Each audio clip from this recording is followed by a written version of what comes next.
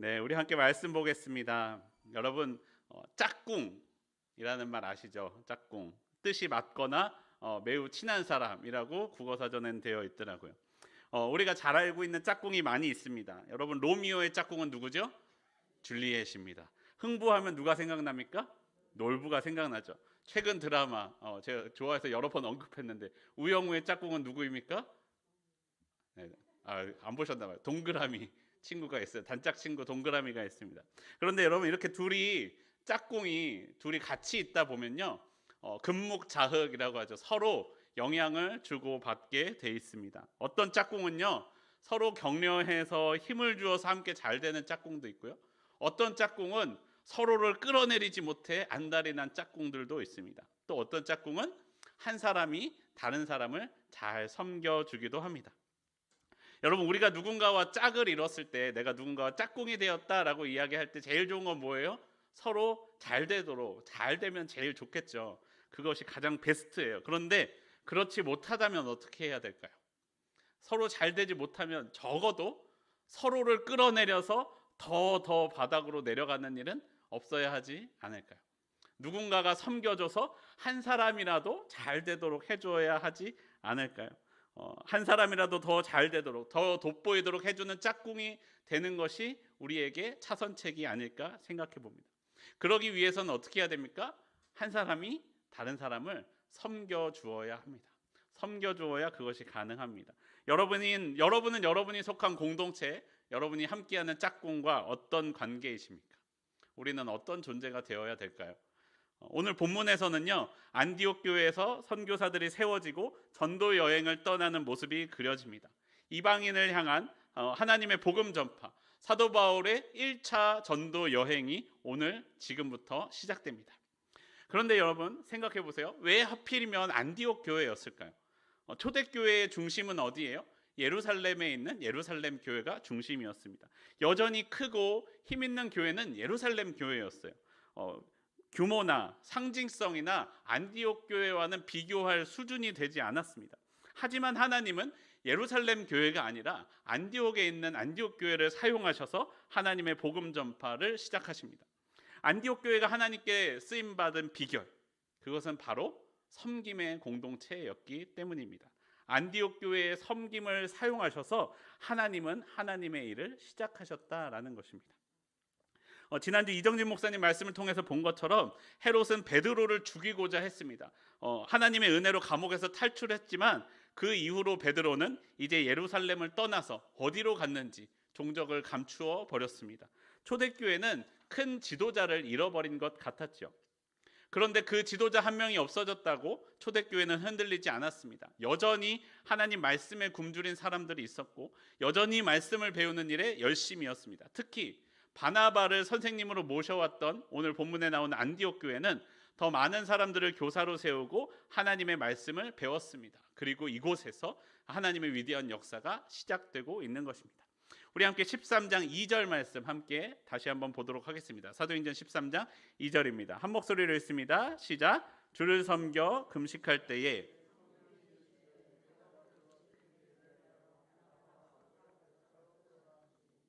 안디옥 교회에서 처음으로 복음 전하는 일을 위해 사람을 세울 때의 일입니다. 언제 하나님께서 안디옥 교회에 말씀하셨을까요? 2절에서 말씀하는 것과 같이 주를 섬겨 금식할 때에 말씀하셨다라고 말합니다. 여기서 섬기다라는 뜻은 헬라어 레이투르게오라는 단어를 사용하는데요. 영어로 번역하면 서비스하는 거예요. 서비스한다라고 해요. 섬김인데 섬기는 것인데 그냥 섬김이 아니라 공공적인 섬김, 공적인 섬김이요. 주를 공적으로 섬겼다. 무엇일까요? 예배드렸다라는 거예요. 안디옥 교회가 예배드리고 있었다는 거예요. 안디옥 교회 사람들은 주를 섬기는, 주님께 예배드리는 공동체였습니다. 하나님께 예배드리는 공동체 안디옥 교회. 하나님은 교회가 예배드릴 때 안디옥 교회에게 말씀하고 계시다라는 것입니다. 그리고 또 안디옥 교회가 무엇하고 있었습니까? 금식하고 있었습니다. 금식하는 것은요, 하나님과 더욱더 친밀하기 위해 행하거나 어떠한 어려움이 닥쳤을 때 하고는 합니다. 그리고 예수님께서 금식에 대하여 하신 말씀이 있습니다. 마가복음 2장 19절과 20절에서 이렇게 말씀합니다. 예수께서 그들에게 이르시되 혼인 집 손님들이 신랑과 함께 있을 때에 금식할 수 있느냐? 신랑과 함께 있을 동안에는 금식할 수 없느니라. 그러나 신랑을 빼앗길 날이 이르리니 그날에는 금식할 것이니라 라고 말씀하셨습니다. 예수님은 제자들이 메시아이신 예수님과 함께 있을 때에는 금식하지 않았지만 그 신랑을 빼앗길 날, 그날에는 금식할 것이다 라고 말씀하셨습니다. 담임 목사님도 설교 때 여러 번 말씀하셨던 것처럼 우리의 구원은요, 예수님께서 십자가에 달려 죽으심으로 그리고 다시 사심으로 시작되었습니다. 그런데 그 구원의 완성, 주님이 다시 오실 날은 아직 이르지 않았습니다. 주님께서 다시 오실 날, 그날을 기다리면서 금식할 것을 말씀하고 계신 것입니다. 그럼 안디옥 교회가 금식하고 있었다라는 것은 무엇입니까? 그날을 기다리고 있었다라는 것입니다. 하나님께서 우리의 구원을 완성의 날을 기다리는 마음으로 금식하고 있었던 안디옥 교회, 그곳 가운데 하나님이 말씀하셨습니다. 하나님을 섬기고 하나님의 구원의 날을 기다리는 안디옥 교회의 성령께서 말씀하십니다. 내가 불러 시키는 일을 위하여 바나바와 사울을 따로 세우라. 그렇게 세계 선교를 향한 위대한 첫 번째 발걸음, 사도 바울의 첫 번째 전도 여행이 시작됩니다. 여러분, 우리는요, 하나님의 위대한 일을 하기 원합니다. 하나님, 나를 통해 역사를 이루어 주시옵소서. 하나님, 역사의 한켠에 내가 하나의 역할을 감당하고자 합니다라고 고백합니다. 하나님, 위대한 역사가 나를 통해 나타나게 해주세요라고 원합니다. 그럼 하나님은 하나님의 위대한 일을 누구에게 맡기실까요? 돈이 많은 사람이요? 머리가 좋은 사람이요? 재주가 좋은 사람이요? 물론 그런 것들이 있으면 좋지요. 좋지만 하나님은 그런 이유로 사람을 사용하시지는 않는다라는 것입니다. 그보다 더 중요한 것은 무엇입니까? 하나님을 잘 섬기는 사람, 하나님을 잘 예배하는 사람, 하나님의 말씀을 듣고 그 음성에서 말씀하신 대로 움직일 사람을 찾으십니다. 하나님은요, 예배하는 사람을 찾으십니다. 예배 가운데 하나님께 집중하는 그 한 사람을 통해서 역사하십니다. 본질을 잃어버리면요, 아무리 뛰어난 능력이 있어도, 아무리 돈이 많아도, 재주가 많아도, 능력이 있어도 하나님의 일을 할 수 없다라는 것을 우리는 기억해야 됩니다. 여러분, 지금 우리 교회가 건축하고 있습니다. 여러분, 교회의 본질은 무엇입니까? 예배하는 것이죠. 교회의 좋은 건물, 편안한 주차시설, 맛있는 식당밥, 깨끗한 화장실 다 좋습니다. 그런데 무엇보다도 우리 교회에 먼저 있어야 할 것은 무엇입니까? 하나님의 말씀, 하나님을 예배하는 것. 그것이 교회의 본질입니다.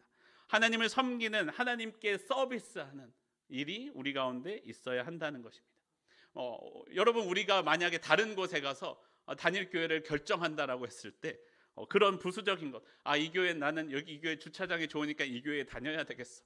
이 교회는 식당밥이 맛있으니까 나는 이 교회 다녀야 되겠어. 라는 기준으로 교회를 결정한다면, 그것을 찾아 교회를 찾아간다면 하나님을 섬기는 것으로 찾아가는 것이 아니라 내가 섬김을 받기 바라는 마음으로 그 교회를 찾아가는 것이죠. 거기에서는 하나님의 말씀을 들을 수 없다는 거예요. 그런 게 있는 곳에 하나님의 말씀이 없다는 게 아니라 내가 그곳을 찾아간다면, 그것만 찾아간다면 하나님의 음성을 들을 수 없다라는 거예요. 내가 하나님을 섬길 때, 하나님을 예배할 때, 하나님의 말씀에 집중할 때 하나님의 음성을 들을 수 있습니다. 안디옥 교회는 섬김의 공동체였습니다. 그리고 무엇을 섬겨야 할지를 아는 공동체였습니다. 하나님을 섬기는 것, 그것이 가장 중심에 있었죠. 우리도 내 삶의 우선순위가 잘 정해져 있어야 합니다.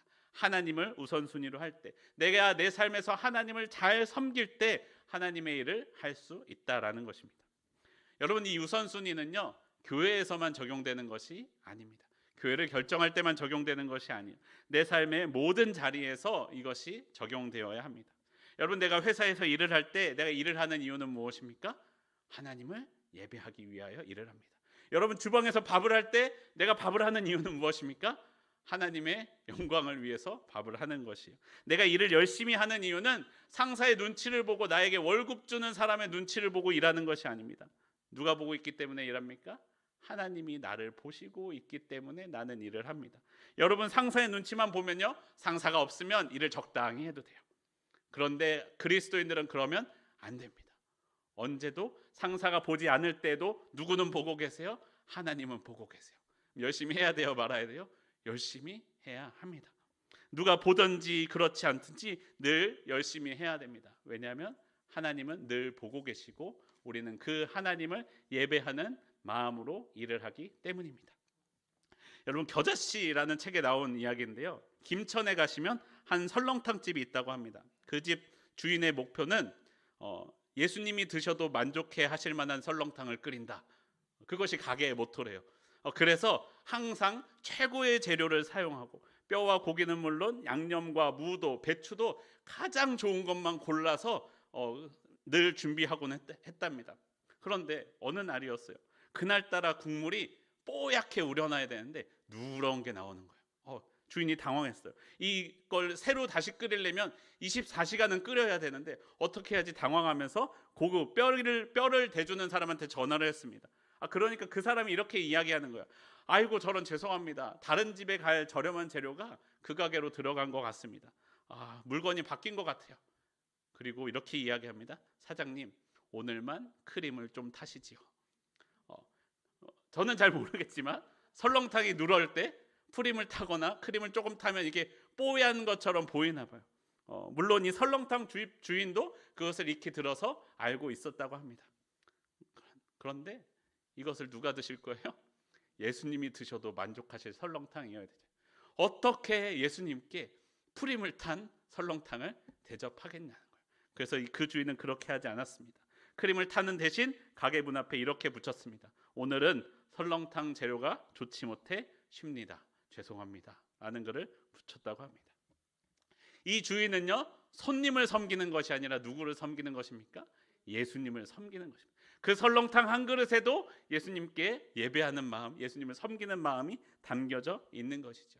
그리고 오히려 그런 주인의 정직한 마음과 행동들이 많은 사람을 감동시켰고 가게는 더욱더 잘 되었다고 합니다. 여러분, 지금 여러분이 섬기고 계신 것은 무엇입니까? 교회에서는 하나님을 섬기지만 교회 문 밖을 나가게 되면 다른 것들을 섬기고 계시지는 않습니까? 우리는요, 언제나 하나님을 섬기는 공동체, 하나님을 섬기는 성도여야만 합니다. 내가 서 있는 그 자리에서 하나님을 섬길 때 하나님은 내게 말씀하시며 나를 통해 하나님의 위대한 역사가 일어납니다. 하나님이 나를 불러 시키실 일이 있으십니다. 그런데 내가 하나님을 섬길 때 그 음성을 들을 수 있습니다. 내게 주어진 하나님의 사명이 있다라는 것입니다. 내가 지금 있는 그 자리에서 하나님을 잘 섬길 때 하나님은 다른 일들도 내게 맡기십니다. 저와 여러분의 삶이 하나님을 잘 섬기는 삶이 되기를 바랍니다. 내 자리가 예배하는 자리가 되기를 바랍니다. 이방인을 향한 복음 전파가 왜 예루살렘 교회가 아닌 안디옥 교회에서 시작되었을까? 그 두 번째 답을 본문 1절에서 찾아볼 수 있습니다. 13장 1절을 보시면 안디옥 교회에 있었던 선지자들과 교사들, 교회의 지도자들의 이름이 나오고 있습니다. 우리 13장 1절 말씀 함께 한 목소리로 읽도록 하겠습니다. 1절입니다. 시작. 안디옥 교회에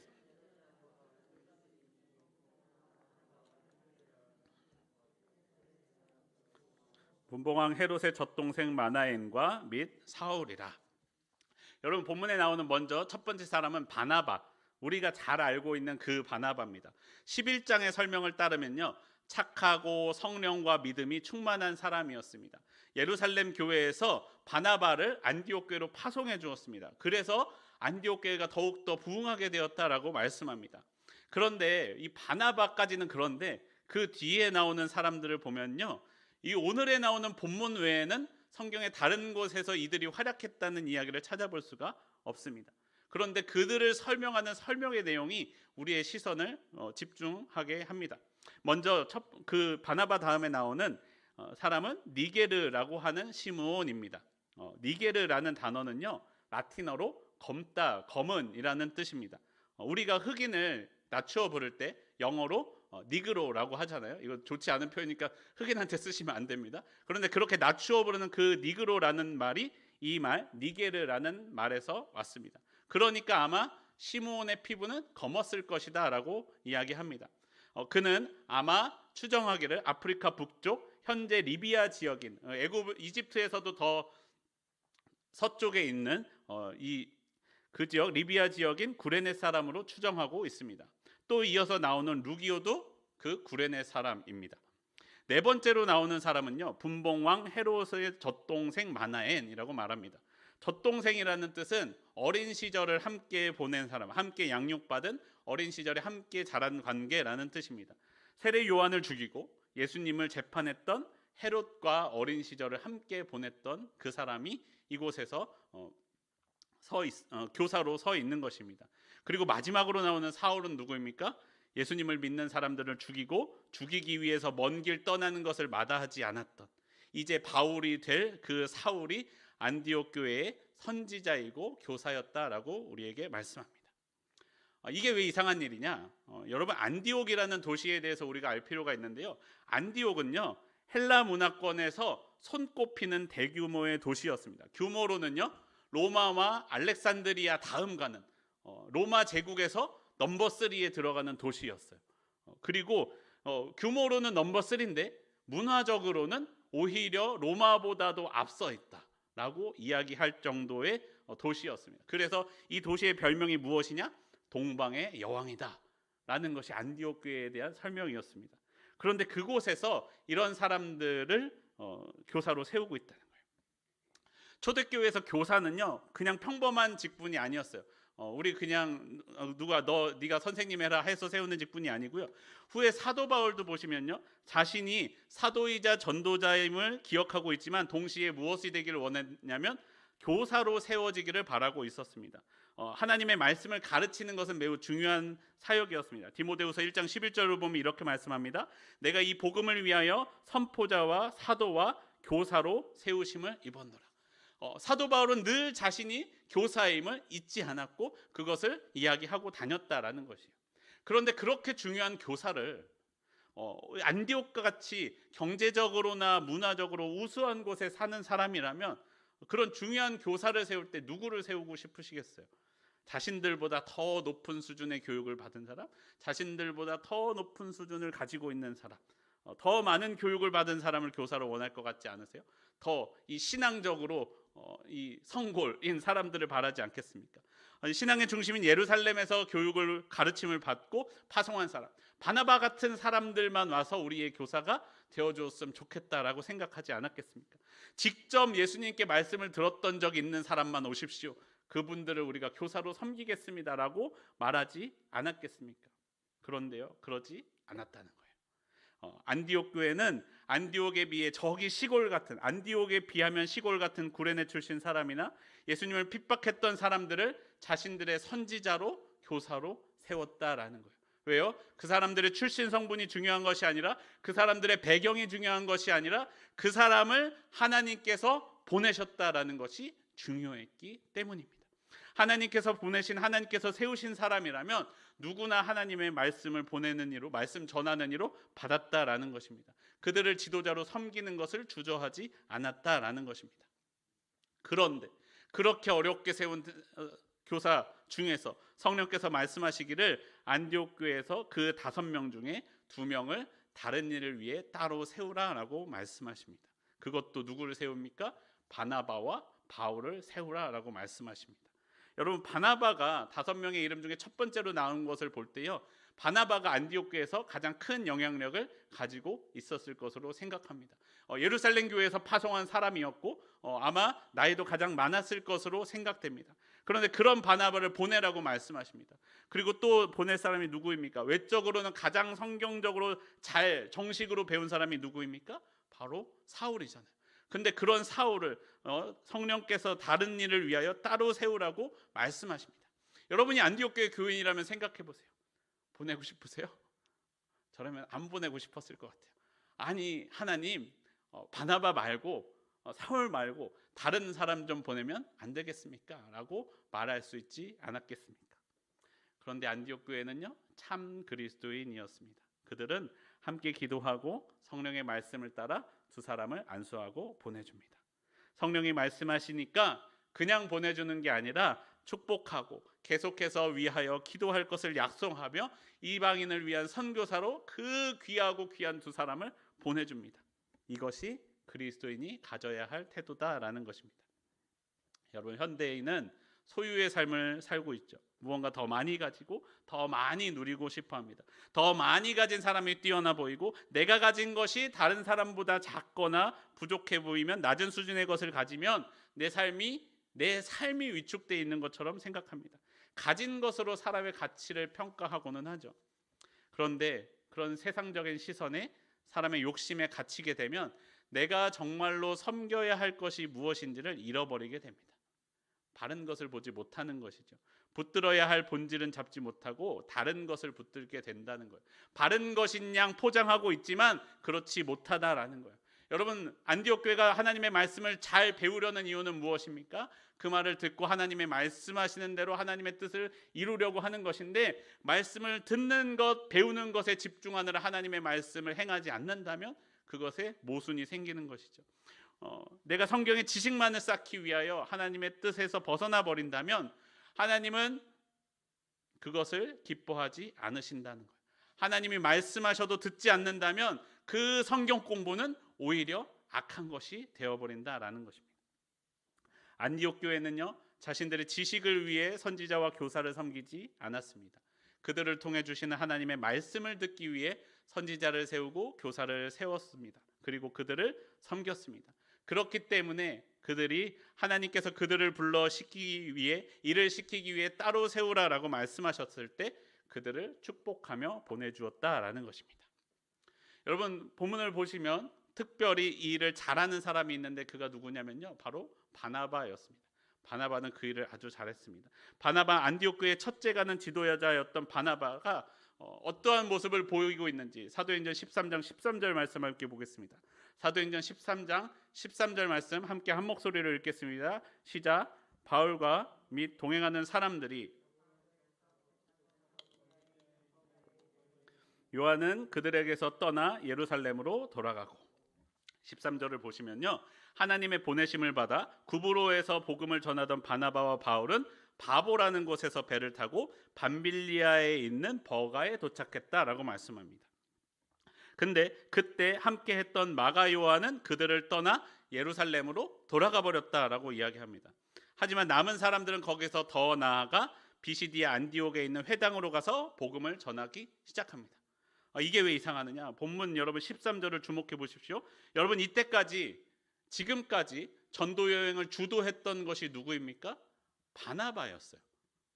우리는 사도 바울의 전도 여행이라고 알고 있는데 여기까지는 주도하고 있었던 사람은 안디옥 교회의 제일 가는 지도자였던 바나바였어요. 그래서 성경도 말하기를 뭐라고 이야기합니까? 바나바와 바울이라고 이야기합니다. 그런데 13절까지는 그렇게 했는데 오늘 본문은 13절부터 주체가 바뀝니다. 누구로 바뀝니까? 바울과 동행하는 사람들로서 바뀝니다. 그리고 15절 이하에 비시디아 안디옥에 있는 회당에서는 누가 앞장서서 복음을 전하느냐? 바나바가 아닌 바울이 앞장서서 말씀을 전하기 시작합니다. 여러분, 바나바 입장에서 생각해 보세요. 처음 예수님을 믿을 때 사울이었던 바울을 초대교회 앞에서 변호해 주었던 사람이 바나바였습니다. 사도 바울을 변호해 주었던, 모든 사람이 쫓아내고 배척하고자 했지만 바나바는 사울을 품어주었죠. 사울이었던 바울을 품어주었죠. 아무도 찾지 않던 바울을요, 말씀 교사로 세운 것도 바나바였습니다. 그런 바울이 자신보다 앞에 서서 모임을 인도하고 말씀을 전하고 있습니다. 마치 여러분 이런 것 같아요. 내가 전도해온 사람이 속장을 하고 나는 속도원이 되어 있는 거예요. 그에게 말씀을 배워요. 그럴 때 인간적인 마음이라면 어떻게 되겠어요? 나도 속장이 하고 싶었는데, 속장이 별로 안 하고 싶으신가요? 속장이 하고 싶었는데, 나도 그 일을 하고 싶은데 하나님께서 저를 세우셔서 내가 전도한, 나보다 늦게 신앙생활을 시작한, 나보다 늦게 예수님을 믿은 저 사람은 지도자가 되고 나는 그 일을 섬기는 일을 하고 있다면 여러분 인간적인 마음은 어떻게 되시겠어요? 여러분 본문을 보시면요, 마가 요한인데 마가 요한이 갑자기 예루살렘으로 돌아갔습니다. 성경은 요한이 사람들을 떠나 예루살렘으로 돌아간 이유를 정확하게 말씀해주고 있지는 않습니다. 그래서 어떤 이는 추측하기를 풍토병 때문에 돌아갔을 것이다, 또는 복음 전하는 일에 대한 두려움 때문에 돌아갔을 것이다 라고 말하기도 합니다. 그런데 또 다른 이유로 이야기되는, 더 중요한 이유로 이야기되는 것은 무엇이냐면 본문에서 자신의 삼촌인 바나바가, 여러분 마가 요한은 바나바의 누이의 아들, 생질이라고 하는데 누이의 아들이었습니다. 삼촌이 주체였던 전도 여행에서 전도 여행의 주도권이 누구에게 넘어갔습니까? 바울에게 넘어가니까 이 마가 요한이 기분이 별로 좋지 않았습니다. 자신이 중요한 역할을 맡고 있었기 때문에 나 자꾸 이러면 나 돌아가 버릴 거예요. 안디옥교로 가버릴 거예요 하면 사람들이 아니 가지 마세요. 다시 당신 삼촌 바나바를 리더로 세우겠습니다 라고 할 것 같아서 나 돌아가겠습니다 했는데 사람들이 잡아요 안 잡아요? 안 잡아요. 그래서 그냥 돌아가 버렸어요. 실제로요, 이 이후로 마가 요한이 빠진 전도여행 공동체에서 많은 어려움을 겪었습니다. 그러니까 이 이후로 사도 바울이 다시 전도 여행을 떠날 때 바나바가 마가 요한을 또 데리고 가자라고 이야기할 때 사울이 절대로 마가 요한은 데리고 갈 수 없습니다 라고 해서 바나바와 바울이 다툼해서 서로 다른 길로 전도를 가게 되는 이 다툼의 원인이 되기도 합니다.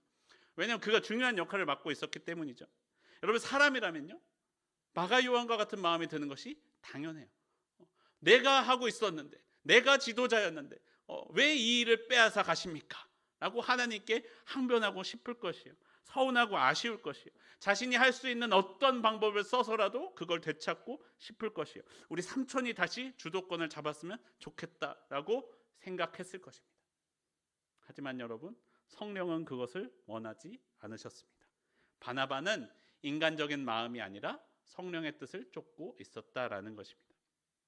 여러분, 본문에서 누구보다 아쉽고 누구보다 서운할 사람이 누구예요? 바나바죠.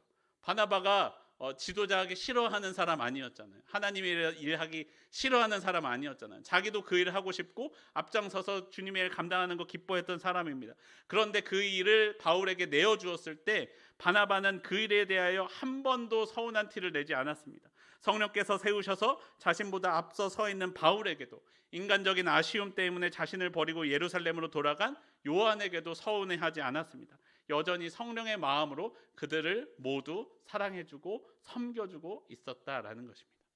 여러분, 세상에서요, 바나바 같은 사람만 있으면 얼마나 좋을까요? 사람은요, 대부분 그래요. 위치가 높아지고 가진 것이 많아지고 명예가 높아지면요, 만족하기보다 뭘 더 원합니까? 더 높이, 더 많이, 더 유명해지기를 원하는 것이 사람의 마음입니다. 자신의 것을 내어주고 다른 이에게 좋은 것을 양보하는 경우는 거의 없습니다. 여러분, 그것이 하나님의 일일지라도 그래요. 하나님의 일을 더 많이 하려는 것, 더 많이 가지려고 하는 것이 선한 욕심일 수도 있지만, 어쩌면 하나님께서 말씀하실 때 그것을 멈추고 내어주는 것이 더 높은 단계의 신앙이다라는 것입니다. 바로 섬김의 리더십이라는 거죠. 여러분, 이렇다고 속장하자고 할 때 저는 섬김의 리더십을 하겠습니다 하면서 내어주시면 안 됩니다.